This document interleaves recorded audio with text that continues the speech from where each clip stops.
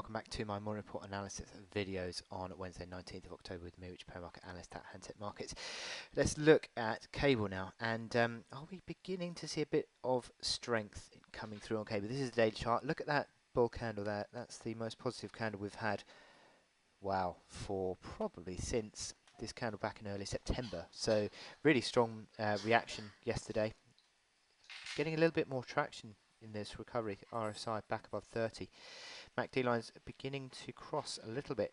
Is this a possible recovery? Let's look on the hourly chart and have a look. You've broken the downtrend.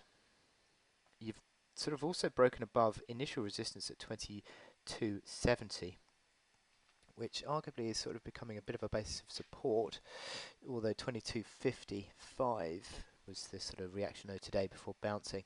Back above 2270, I mean, I said in the more report that could be a bit of a near-term sort of line in the sand, really.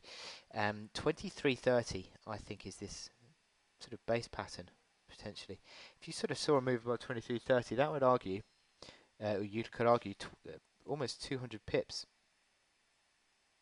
from that 2130 reaction low of base pattern, measured higher from 2330 to 2530.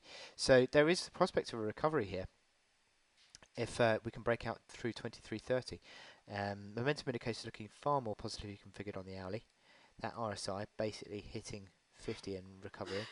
Stochastics turning higher, MACD lines turning higher above neutral. This is a possibility of a recovery here. So keep that in mind. You're trading above the moving averages.